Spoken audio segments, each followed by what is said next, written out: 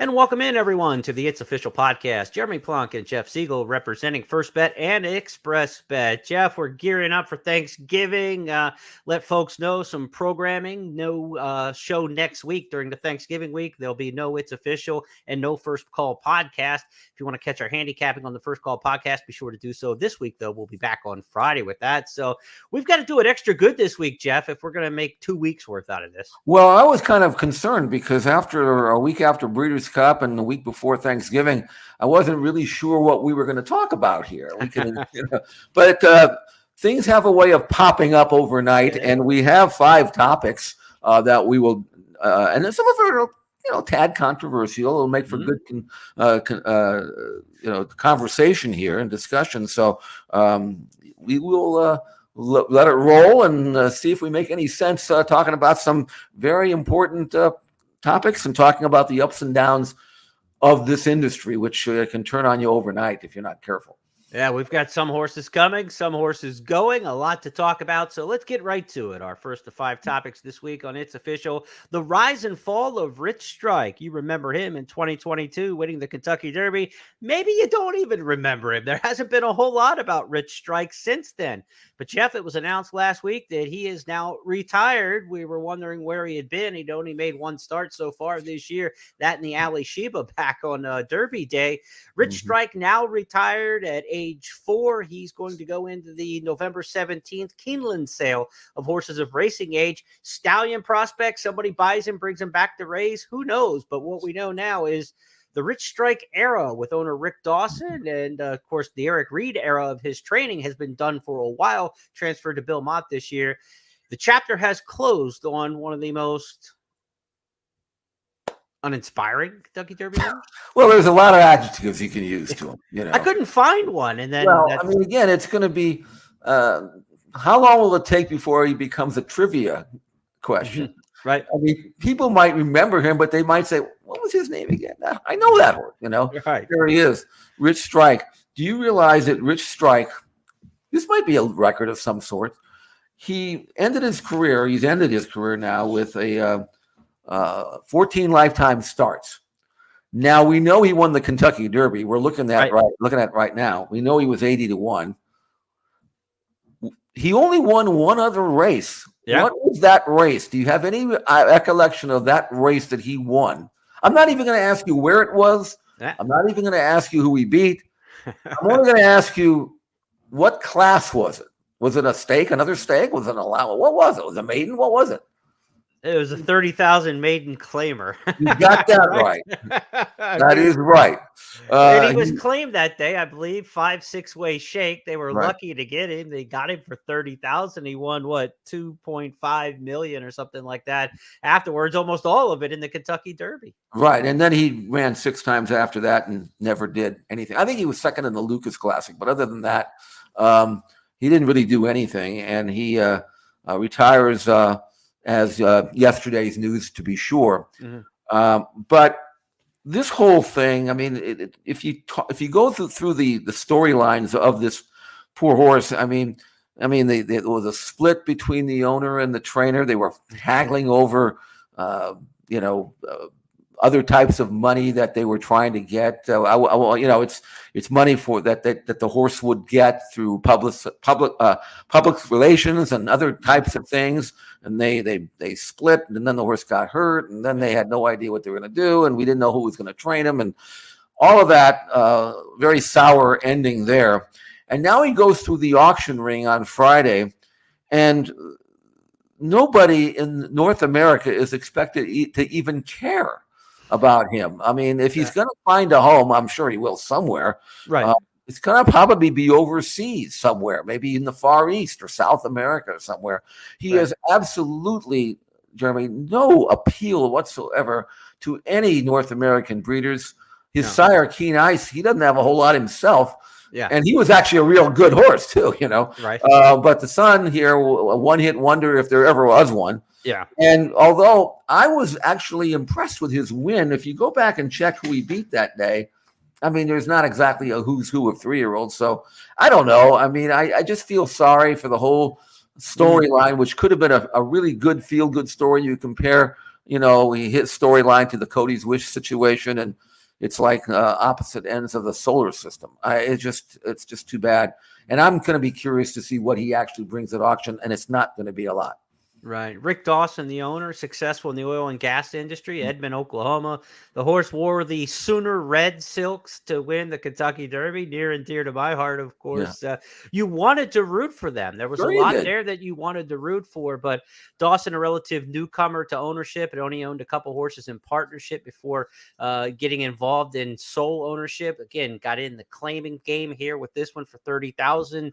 It's the rags to riches that you wanted to see, but then you had, the home wrecker out of all this turns out to be Peyton Manning and his Omaha Productions, right? Because they were the media outlet that were trying to do the Rich Strike story and work with Eric Reed, the trainer, to acquire the rights to that story. Didn't go through the owner, and that caused a big rift between the two. So blame the Manning brothers somehow if we can in this one.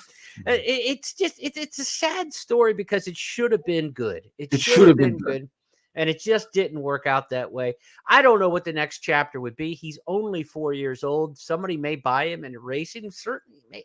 He's probably more valuable as a racing prospect than he is as a stallions prospect. Again, Keen Ice stands for just 7,500 now. And nobody's going to have any interest in Rich Strike as a stallion.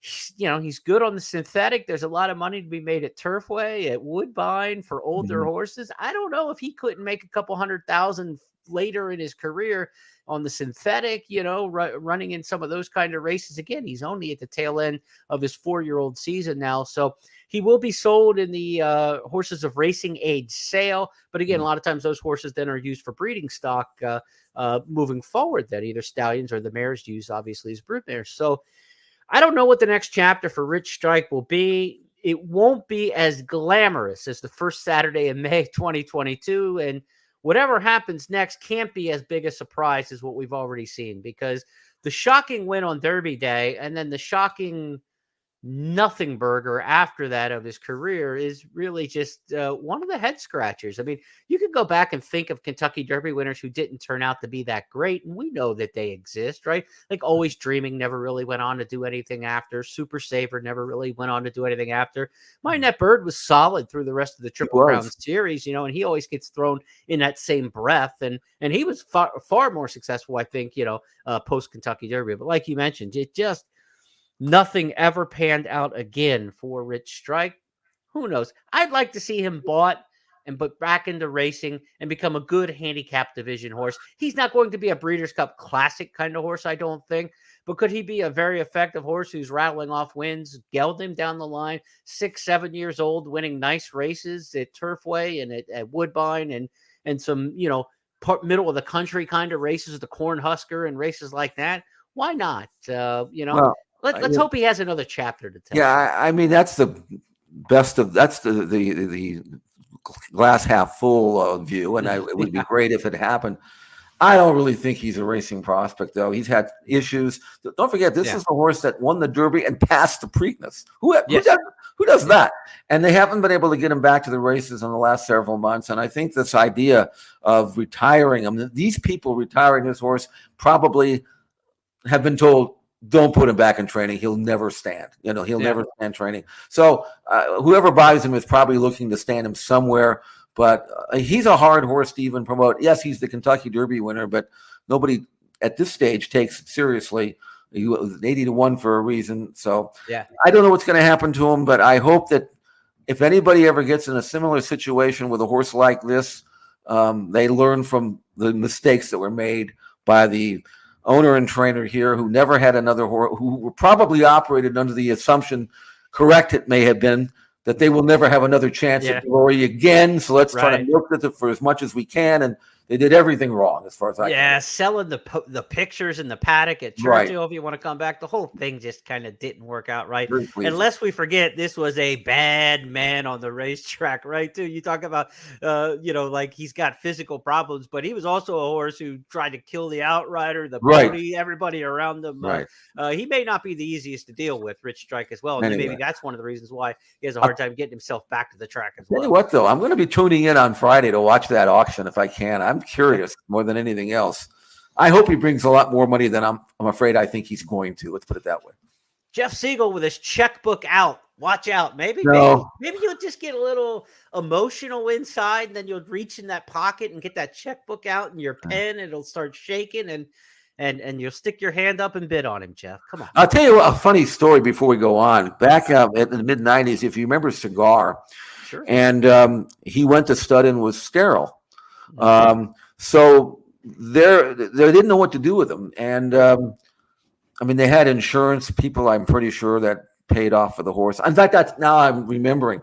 The insurance company actually took over the horse because they paid the insurance. Now it was their horse. And at Team Valor, I remember Barry telling me that we had been contacted. Would we be interested in Cigar? And I'm saying, as what? I mean, he's not a stallion. He can't run anymore.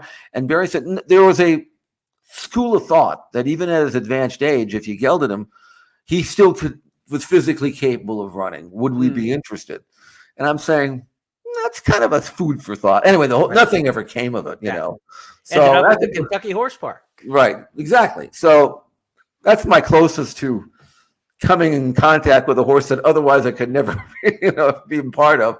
Right. But that conversation lasted about 3 days, and that was the end of that. And that could be where we see Rich Strike, honestly. He could be one who's purchased out of that sale, and somebody donates him to the Kentucky Horse Park. Sure. And, we'll get a chance to see the Kentucky Derby winner throughout history. That wouldn't be a bad way to retire. Absolutely. I hope something like that happens. Yeah.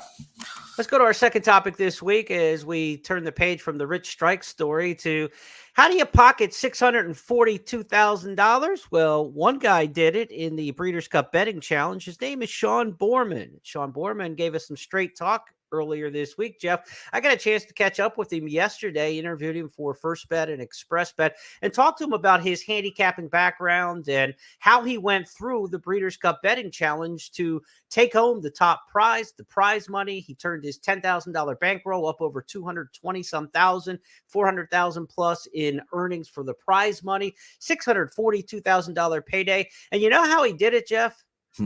He did. I know how I wouldn't have done it because he singled two horses that I didn't even like. So whereas I was wrong, he was right. So I tipped my hat to the guy. He's a lot better handicapper on that day than I was, at least in those two races. Go to the expressbet.com in the blog section, firstbet.com as well, or first.com/blogs. And you could read exactly how Sean Borman won $642,000. There you see him with his lovely wife, Kiana. And she's his support system. He said she's heard all the bad beat stories you could possibly hear over the years. And he's a professional horse player from Lexington, Kentucky, and gives us his details, talks about how he makes his own speed figures, the kind of products and things that he uses. But what I really want to bring it up in here and talk about is how he had a plan and he worked backwards on the plan. And it's so important because I think so many people go into a race card as handicappers and have no plan. It's just there's a race and another race and another race and another race. And I'm just going to play the next one that comes up in 10 minutes. He had seen over the years that it takes about $150,000 to win the Breeders' Cup Betting Challenge. He handicapped the races then and said, my biggest opinion of the entire weekend is White Abarrio. He said since White Abarrio won the Whitney in August, he's a horse you and I were against, right? So even though he ended up a post-time favorite, putting all your eggs in the basket of White Abarrio, still a bold move, favorite or not, in the Breeders' Cup Classic. But he was so convinced this was the horse that he had to figure out how my $10,000 bankroll can get to a certain level where that bet on White Abarrio can get me to 150. So his goal was to get to 30, 35,000 with the 10 along the way. Right. And then he can make his big bet on the nose and play his opinion. He pressed it. It all worked out. That put him in the top three, and he ended up winning in the last race with a cold exacta on what? The favorite and the co-second choice. He loved Elite Power. Right. He said, there's two things I do in handicapping. I'm a big speed figure player because I make my own speed figures. And the other thing is I handicap races for the race shape and the pace. He thought that the sprint was going to set up for closers, Elite Power, Gunite. He said it was a 1-2 for him. So a big exact at the end ended up putting him over the top. But the idea of going into whether it's a handicapping tournament or any race day, the fact that he had a plan and he knew exactly how he wanted to get there, it doesn't always work out for you, right? And you say some guy who hit 3 or 4 chalks, big deal. No, but the idea is you handicap the races and you take what the races give you. He said he handicapped all the races, and what he found out was his opinions weren't wacky. They weren't out of the norm. So how do I strategize when the races look like they're going to run very normal, very formful throughout the course of the day? That's the same whether you handicap the 8-race card at Santa Anita on a Friday or you're handicapping the Breeders' Cup. You handicap, you look at your opinions, and you don't start to try to invent things. You take what's there, and what's there is an opportunity as a bettor then to maximize those opinions. If it looks like a chalky day, how can I make money out of chalk? I might have to string 3-4 winners together, right? Might be a pick 3, might be a pick 4. If it looks like a crazy wild day, then maybe I can just take some shots on horses throughout the course of the day. But I love the idea, the entire concept of how he had a plan and it worked. It doesn't always work. It will work for the winner of a handicapping contest because that's how they become the winner, right? Your plan works for you. But in this particular case, the simplicity and the focus is just brilliant to me. I really became fascinated more. I talked to him, and how did he get his $10,000 bankroll to 30,000 to bet White Barrio? He took 2 very logical horses. He thought Spiral would win the Filly and Mare Turf, and the Filly and Mare Sprint he thought was Goodnight Olive, and she was a 6-5 favorite. He had 2 favorites on a big daily double. So all we did was, we talk about build your bankroll. He built his bankroll, and then he unloaded his bankroll on his biggest opinion of the day. It was absolute textbook wagering. It was, and it actually, I'm happy that he won it, because sometimes these contests are won by people who just take crazy shots in the last, because they're trying to win with an impossible horse, and sometimes it works, but you don't, to me, that's not, I'm old school, and that's just taking a flyer and making a bet that you normally wouldn't make, and you're looking for lightning to strike, and sometimes it does, and all of a sudden you win it and you're the genius. Right. But the way this guy approached it is the way I would have approached it if I were playing. The only difference is, he liked 2 horses I didn't like. Right, so exactly. It wouldn't have worked for me, but I mean, you can take shots with long shots if you really like them, but it's just, you're trying to fit the square peg in the round hole. The only way I can win this race to get a 30-1 shot on. So, all right, who's a 30-1 shot that I could win maybe? Right. And is that really the way it works? I don't know. But this guy I admire because he obviously does the work. It's not some guy showing up and just throwing a bunch, getting stone lucky. He works. He does his numbers. He obviously has a method that works for him. And I think anytime I read about someone who has got skill and then has got a plan, as you mentioned, that's the guy I'm rooting for. Right. That's just me. And there's a lot in there talking about how the international markets have become more appealing than what we see in the U.S. and some of the pitfalls with betting U.S. racing now. It's an honest, open discussion. So a lot more there to read. And I think you'll be interested to check that out again. Expressbet.com in our blog section, also at news.first.com. Sean Borman, congratulations and thanks for the time yesterday. Really open and candid conversation. Let's go to our third topic this week. There's been a lot of talk about racing, not just my interviews. I wasn't on 60 Minutes, but the head of HISA, Lisa Lazarus, was, and it was a wide-ranging talk about the same old stuff, Jeff Siegel. I mean, we talked about the FBI wiretaps that took down Jorge Navarro and took down Jason Service. We talked about some horse deaths and things like that happened around the Triple Crown races this year at the Derby, and then again at the Preakness Stakes. We talked about some deaths at Saratoga this summer. This was run the week after the Breeders' Cup or so, and before Thanksgiving, kind of in a slow pocket in horse racing. The timing doesn't certainly strike you as particularly newsworthy in this case, but I thought the story that they presented was factually correct, what was out there. But let's get your take on what we saw, and we'll try to put a little more opinion and spin to what we saw on 60 Minutes. Yeah, it was factually correct. But there were, if you were watching that and you were not a horse racing fan, nor were you even following the story and maybe had heard it and didn't really think much of it, and you would have thought that this was breaking news. And I mean, the idea of HISA now existing and overseeing everything, I think is good. What I would have liked to have seen is a little bit less rehash of a story that took place 2 years ago, because a lot of people are watching this and may have been left with the impression, oh, that just happened, Right. I mean, and it's not recent.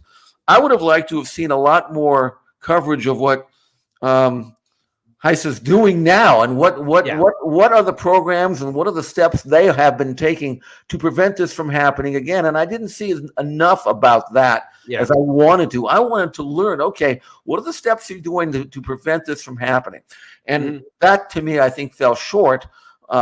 Obviously, that might have been a little bit boring to some people, and Right. maybe they were trying to sensationalize a little bit. But you go back and talk about Navarro and Service and all the spicy stuff that sells. And they picked this quote out. This is a nice. When I say a nice quote, it's a nice quote if you're trying to prove a point.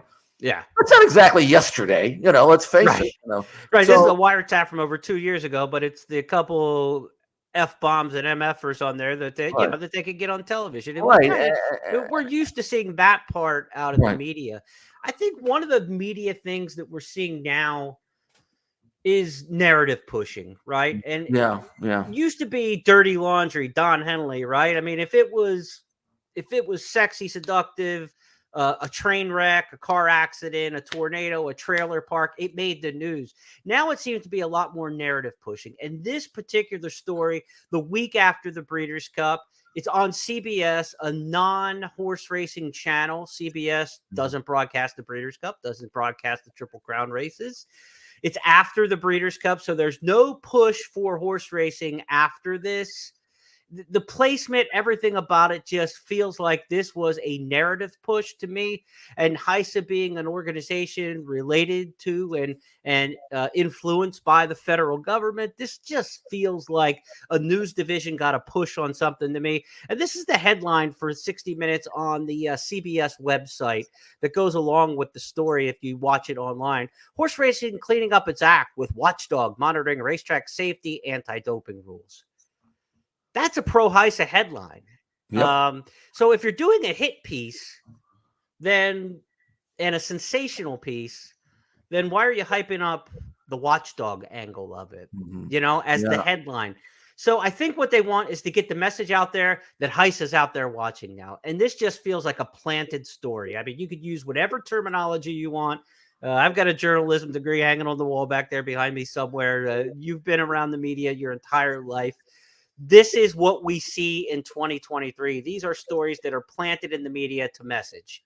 And I don't know exactly what the message is other than HISA's watching, but that seems to be the message. Well, it was, but I still don't know what they're doing. I mean, what's different now than was before? What are the methods by which they're trying to stop this? What are the ramifications? These are the things that I wanted to know. In other words, I wanted to know, all right, we had a really bad problem a couple of years ago, which was not just 2 years ago, but was leading up and finally culminated with the arrest 2 years ago. Okay, now what is different now? What are you doing? What are you doing in terms of racetrack safety and preventing people from trying to cheat? And how do you stop them? And so this is what I was looking forward to, and all I got was George Navarro again. So the other thing that bothered me was at the tagline to the story was, I'm not quoting exactly here because I'm doing this by memory, was there were 13 horses that died at Saratoga at the most recent meeting. The investigation, they're all under investigation. Right. It's almost implying that they could have been drugged, but then nobody thinks they were drugged. There were other issues that were maybe have caused it.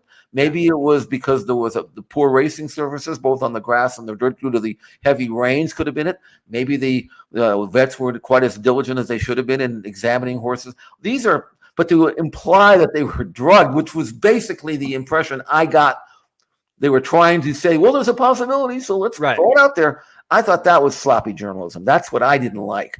So I was left thinking that while they had a point they wanted to make, they cut a lot of corners and they didn't give a fair shake to both sides. That's what bothered me. You're giving far too much journalistic integrity to 2023's national media. Well, maybe I am. And I got a journalism degree too, so maybe we're old school. It doesn't work anymore. I agree. I mean, there has been a shift in the national media in the last decade, 2 decades, whatever you want to say, wherever you want to start and end the point. But it is just narrative pushing to me. And I think the message was to get out there that there is this new federal agency that is doing these things, and that seems to be the story. One thing I want to point out in here, if you watch the story online, or if you saw it live on terrestrial television on 60 Minutes, was Stuart Janney of the Jockey Club. Yeah. This quote was, "We go after the guys I think are corrupting the sport." Mm-hmm. What do you mean you think they're corrupting the sport? like who? So there's a list, okay, so we went after Service and Navarro because we thought they were corrupting the sport. What about the guys are corrupting the sport, but you don't really want to drag down? I mean, you could make a list of that. I'm not implying there's any individual involved there, but that's what you open yourself up to when you make statements like, "Oh, I'm the head of the Jockey Club. We hired this, big security agency to do this big investigation and go after the guys I thought were corrupting the." That to me is just. That kind of gives a bad taste to the entire situation, And so, I mean, we look and we see, are successful guys or regional guys only in certain regions, no females, just guys. Well, we saw a female, Natalia Lynch, suspended today or earlier this week for 4 years for a medication violation. So, where do we pick and choose? Justice has to be blind, Justice has to be blind. It almost sounds like anybody who's employed by members of the Jockey Club are exempt from that list. Yeah, I use that guy. I use that trainer. He's a good guy. Don't mess with him. Right. Well, that's where the appearance of conflict of interest just becomes so difficult in a lot of the things that we have to deal with in horse racing. There is the appearance of conflict of interest in so very much of it. Okay, that's our 60 minutes soliloquy. Let's move now to more things Jeff and I saw in the news this week that, well, I guess they kind of are newsworthy, but they kind of make you scratch your head a little bit. Del Mar has the Breeders' Cup next year for 2024. No surprise with that. That's great news. But last week it was announced that Del Mar will get the Breeders' Cup again in 2025. So back-to-back years heading to where the turf and surf meet at Del Mar. Jeff, Del Mar's had the Breeders' Cup twice in the past, 2015, pre-COVID, big attendance, 70,000. 2019, as we had restricted attendance that year, 47,000 for the two-day event. 2024, 2025, you see the dates there coming up right around the 1st of November on both of those upcoming seasons.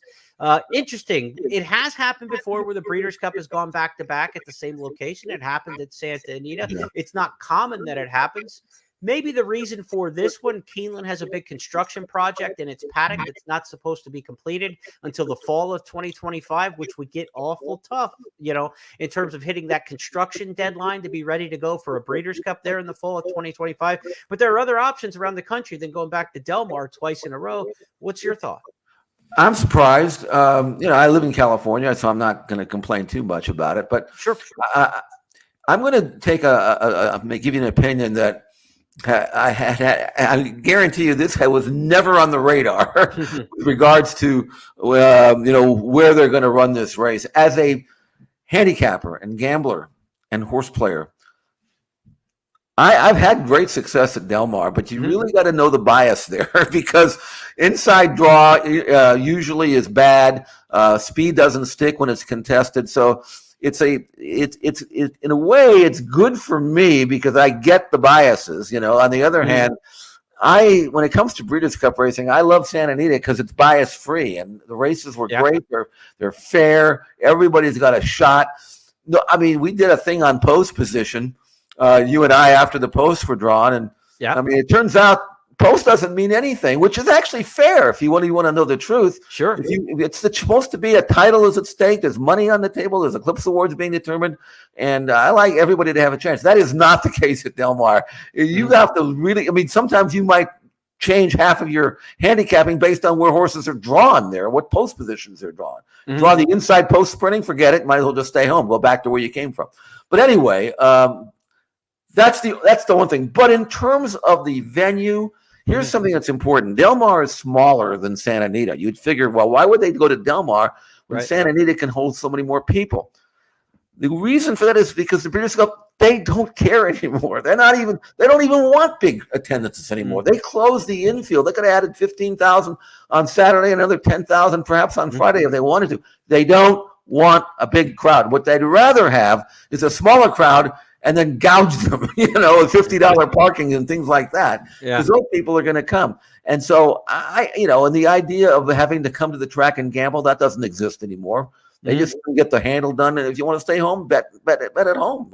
We might actually get more money from you if you did it at home. So so decisions on where the Breeders' Cup is being held and staged, they're using different parameters than they used to right now. Yeah. And if you like the beach and you like the weather, which who doesn't at Del Mar, even in late October, early November, I guess it makes sense, especially when you mentioned the problems with Keeneland, and they probably couldn't get it, but they'll probably get it the following year after that. Right. So I think it's going to work out all the way. Nothing wrong with Del Mar. I mean, it's a beautiful place that people love going down there. It's great and all that, and I'm not going to complain about that. Especially with the idea of now is smaller, fewer people, the better. Yeah, I mean, look, 70,000 is the best they've done at Del Mar in terms of the two events there. In terms of attendance, Santa Anita 109,000 for the 2 days. The last two times it was there. Churchill Downs 112,000 the last time it was there for a 2-day event. If you don't care about 40,000 people in attendance, then you're making your money somewhere else. Then I guess it's all business, right? There's a business decision involved in this somewhere along the line. State of California, of course, owns the Del Mar Fairgrounds, Del Mar Thoroughbred Club. So maybe it'll work out in the end from a business standpoint there for Breeders' Cup to do business at Del Mar.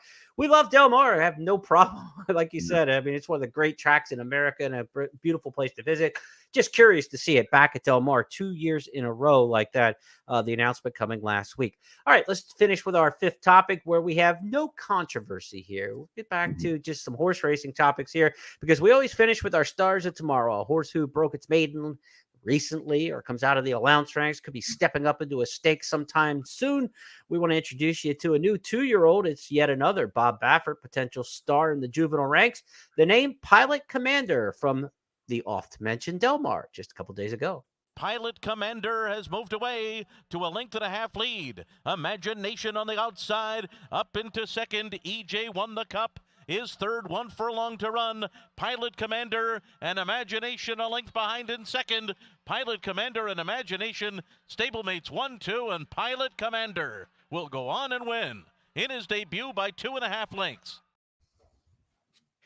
Jeff, Pilot Commander, another son of Justify. He's doing pretty well. Man, I tell you, Baffert had 3 horses in this race. British Isles, who was unplaced, and then the 2 first-time starters who ran 1-2, Pilot Commander and Imagination. Now, I had seen both these horses work on video. We had them covered extensively on xptv.com. So I had a pretty good idea as to which of the 2 I thought was the better of the 2. I didn't think Pilot Commander was as quick as Imagination, but in terms of having been the overall prospect, and maybe I was maybe swayed a little bit because he's by Justify, I actually ended up liking Pilot Commander, thinking he'd be a better price because he wasn't that quick. So I was right that he was the best colt. He won very nicely. Wrong that he wasn't as quick as an Imagination because he was quicker. Right. And 3, I thought Imagination would be favored, but the sharp money just piled on Pilot Commander and 2 steps out of the gate because I thought he was the best closer. Once he made the lead in the first 16th of a mile, I figured the race was over, and it was. Now, here's a colt that in watching him work, I can tell you that I absolutely believe, and I wrote this in my analysis, whatever he does sprinting, he's going to do twice as well routing. So being by Justify, long striding athletic colt. They gave a lot of money for him in the 2-year-old training sale. And the way he won, he didn't change leads until the last 50 yards, which I didn't think was going to be a problem because in the morning in his workouts, he changed leads on cue. Maybe he just got, maybe the moment of the competition, he forgot to do it. He eventually did switch over, galloped out really well. This is yet another terrific prospect. And again, Who knows who'll be training him in May? But right now, he's a I said we terrific- were going controversy free on this fifth topic, Jeff. Don't bring Yeah. up the whole Baffert's ban from the Derby part. Yeah, I don't know. All I can tell you is that I'll be following him, and the runner-up's a good colt as well. And it's just nothing changes here. It's Baffert, Baffert, Baffert, the obligatory Baffert star of the tomorrow. One of these days we're going to run out of these, but so far no such luck. And again, you mentioned Justify, who is the hottest. He and Frankel are the two hottest horses in the world in terms of being a stallion. Yeah. Now together, how many races did they lose combined in their careers? None. None. You're right. None. That's a trick question. I'm like, wait a It minute. was did I miss something none. here? They're No, both they're undefeated, Yeah. telling us once again something we already knew. The best racers, best horses usually make the best stallions. Yeah, no doubt. Baffert with 11 two-year-old maiden special weight winners now since the start of Del Mar's summer Right. meet. So chalk that up. And I thank you profusely for not picking Coach Prime as the horse who we were going to make the star of tomorrow, because I just have enough Deion Sanders overload. But the horse named after Deion Sanders, Coach Prime for Baffert, did win the debut at Del Mar by 7 1/4. He actually had a prior run. He did have a prior run. Okay. Yeah. Second time starter Right. with Coach Prime. And so. he looked good, but I gave Pilot Commander the edge because he did it in his first start. And I do think Pilot Commander will be better than Coach Prime. So, that's why I went one with the other. But you see, every week you got to sift through the Bafferts just to find the best one. Not one, but one of the best of the two or the three that you're going to be faced with every week. These are the 5 topics this week on It's Official that are now official because Jeff Siegel and I said so. That's the way we play the game. The rise and fall of Rich Strike. He is going through the sales ring on Friday, officially retired. We'll see who picks him out at Keeneland and where he might end up. We got some straight talk about the blog we posted today on expressbet.com and at news.first.com from Sean Borman, the Breeders' Cup Betting Challenge winner, and how he made $642,000 just doing things the right way. 60 minutes, didn't break any new ground, just dug up some of the same dirt on a piece that really introduced the betting public, or the non-betting public, I should say, 7 million viewers, to HISA, the governing body for horse racing medication reforms and safety reforms. The Cup runneth over at Del Mar, second straight year. It will go back to Del Mar. Announced last week that the 2025 Cup will be at Old Del Mar following the 24, which we already knew about. And our start of tomorrow was the Bob Baffert trained Pilot Commander. Sometimes here on It's Official, we've got a little bonus time for a bonus topic, and we've got one because the news just was aplenty this week, Jeff. There wasn't a lot of star racing on the track, but the news off the track was big. One of your favorite horses is going to be back in 2024. Yeah, this was a pleasant surprise because Augusta Rodin is going to come back and race as a 4-year-old. There is absolutely nothing that he needs to prove as far as I'm concerned. But good news, the owners say, yes, he does have something to prove. Now, of course, this is a colt that won the Breeders' Cup Turf, beating one of the best U.S.-based turf runners up to the market I've seen in years. Right. So that's how good he had to be to beat one of our best turf horses. He also won the Irish Champion Stakes against older horses. Yeah. Prior to that, he won both the Epsom Derby and the English Derby. He is by Deep Impact, Sunday Silence most successful stallion, one of the world's great stallions, out of a Group 1 winning mare. I mean, he had the pedigree, he had the race record, he had the looks. He's a beautiful mover, tremendous athlete. He would be worth a fortune as a stallion. And yet the connection saying, nope, we want to show the world that he can also be a dirt horse, and we're going to keep him in training with one specific goal, and that is to win the Breeders' Cup Classic at Del Mar next year. I thank you so much, Aidan, for doing that. Aidan O'Brien for doing that. I think it's going to be. We want the superstars. I don't care where they're coming from. Yeah, if they show up and run in the Breeders' Cup, he's going to be the star that people are going to be talking about. I'm so thankful that we know the Breeders' Cup's going to have him, and Wanabayo's going to be there too, as long as he's there, as long as he's in good form. That would be kind of fun. That would make the Classic, even a year out, something to look forward to. So I think it's terrific that he's staying in. I don't know what his plan is going to be, whether he's going to go to Dubai or somewhere else before then, but I mean, that's something to really look forward to. Let's finish on a high note. Let's go back and watch Augusta Rodin win the Breeders' Cup Turf. Jeff and I will be back to talk to you on Friday on our First Call podcast. Up to the mark is moving up alongside. Adamo is in between those two. Most Adaf comes 4 wide. Auguste Rodin got through on the inside. A dream run for Auguste Rodin. Up to the mark, takes him on with a furlong to run. And then comes Shahryar. But Auguste Rodin under a perfect ride from Ryan Moore will win the Breeders' Cup Turf. Up to the mark was second. Shahryar was third, and Gold Phoenix came on for fourth. The final time, 2:24.3. Talk about a perfect trip.